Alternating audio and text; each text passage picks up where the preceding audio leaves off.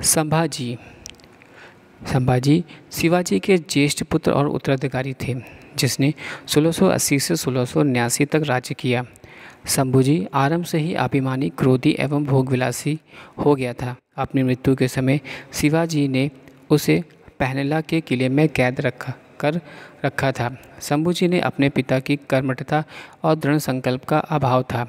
वह विलास प्रेमी था, किंतु उसमें शौर्य की कमी ना थी। 4 अप्रैल 1680 ईस्वी को शिवाजी की मृत्यु उपरांत उनकी पत्नी सूर्याबाई ने अपने 10 वर्षीय पुत्र राजा राम को अप्रैल 1680 ईस्वी में रायगढ़ महाराष्ट्र में राज्याभिषेक कर दिया।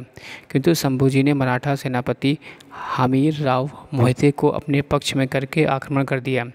उसने सूर्याबाई एवं राजा राम को कैद कर लिया और रायगढ़ पर अधिकार करके 30 जुलाई 1680 को अपना राज्याभिषेक करवाया। शंभूजी ने नीलो पंथ को अपना पेशवा बनाया। उसने 1679 ईस्वी तक शासन किया। कालांतर में शंभूजी के विरुद्ध राजा राम, सूर्याबाई और आनंद जी दत्तों ने एक संगठन बना लिया, परंतु शंभूजी ने इस संघ को बर्बरतापूर्वक कुचलते हुए सौतेली माँ सूर्याबाई और कुछ अन्य महत्वपूर्ण मराठा सरदारों की हत्या करवा दी।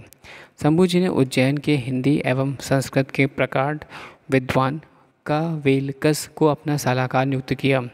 औरंगजेब के विद्रोही पुत्र अकबर को शरण देने के कारण शंभूजी को मुगल सेनाओं के आक्रमण का सामना करना पड़ा।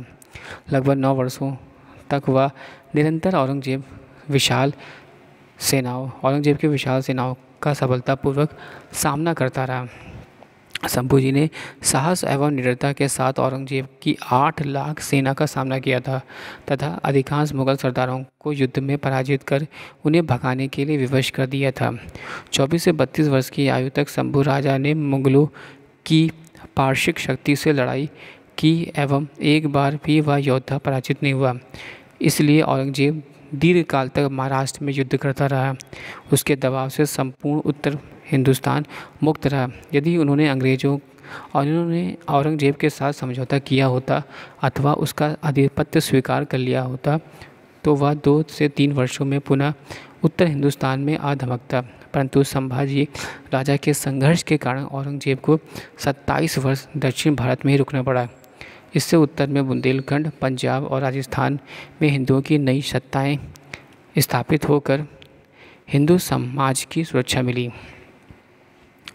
ज्येष्ठ शुद्ध 12 शके और 1569 गुरुवार दिनांक 14 मई 1657 ईस्वी को पुंदरगढ़ पर स्वराज के दूसरे छत्रपति का जन्म हुआ। शंभू राजा के जन्म के 2 वर्ष पश्चात इनकी माता साई बाई की मृत्यु हो गई एवं राजा मराठ सुख से वंचित हो गए, परंतु जियाजू ने इस अभाव की पूर्ति की। जिस जियाजू ने शिवाजी को तैयार किया, उसी जियाजू ने संभाजी राजा पर भी संस्कार किए और संभाजी शक्ति संपन्नता एवं रूप सौंदर्य की प्रत्यक्ष प्रतिमा ही थे।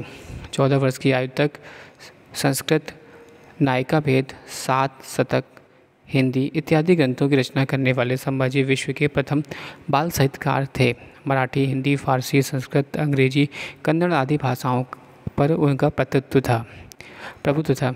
जिसे तेजी से उन्होंने लेखनी चलाई, उसी से तेजी से उन्होंने तलवार भी चलाई। मराठों एवं अंग्रेजों में 1684 ईस्वी में जो समझौता हुआ, उसमें छत्रपति संभाजी महाराज ने ऐसी सद रखी थी कि अंग्रेजों को मेरे राज्य में गुलाम बनाने अथवा ईसाई धर्म में कलंकित करने हेतु लोगों का क्रय करने की अनुज्ञा नहीं मिलेगी। संभाजी महाराज ने शुद्धिकरण के लिए अपने राज्य में स्वतंत्र विभाग की स्थापना की।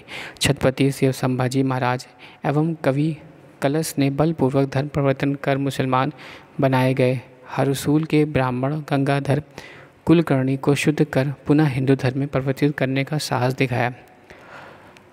इसलिए गंगाधर को त्र्यंबकेश्वर भेजकर वहाँ की प्रायश्चित विधि पूरी करा ली गई।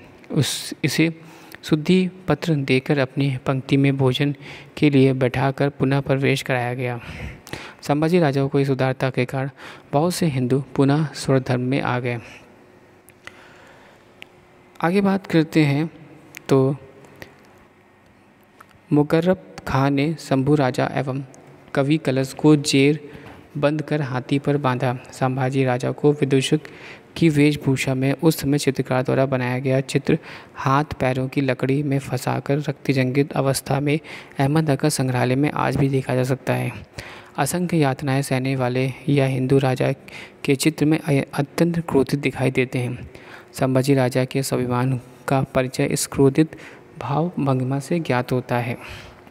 शंभू राजा एवं कवि कलश की आंखों में तपती सलाखें घुमाकर उनकी आंखें फोड़ी गई। तत्पश्चात दोनों जिहाएं काटी गई। उस दिन दोनों ने अन्न जल का त्याग किया। मुसलमानी सत्ताओं की परंपरा के अनुसार यह कोई नई बात नहीं थी। उनका अत्यंत क्रूरता एवं निर्दयता से शत्रु का नाश करने की धर्माज्ञा ही थी, परंतु एक स्वतंत्र राजा को ऐसी ही क्रूर पद्धति से हलाहल करना अमानवीयता की चरम सीमा थी। यह घटना 17 फरवरी 1679 ईस्वी को घटित हुई। तदुपरांत कवि राजा के हाथ पांव ऐसे एक एक अवयव तोड़े गए एवं रक्त मांस नदी के किनारे फेंके गए। 15 माइल की परिधि में फैले इस बादशाह के तल पर अत्यधिक सन्नाटा फैल गया। कवि कलश को हलाहल मारकर मारे जाने से समाचार सर्वत्र फैल गया और मानो कवि कलश पर होने वाले अत्याचार शंभू राजा पर किए जाने वाले प्रत्येक अत्याचार का पूर्ण प्रयोग होता था। संभाजी राजा के बलिदान के कारण महाराष्ट्र उत्तेजित हो उठा। औरंगजेब के साथ मराठाओं का निर्णायक संघर्ष आरंभ हुआ। पत्ते पत्ते की तलवार बनी और घर घर किला बन गया।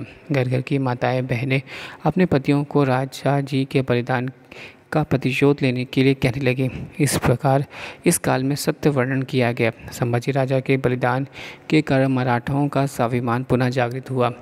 महारानी यूशाबाई, तारा रानी, साथाजी, धानजी, रामचंद्रपत, आमत्य, शंकर जी नारायण और समान मराठा वीर वीरांगनाओं का उदय हुआ।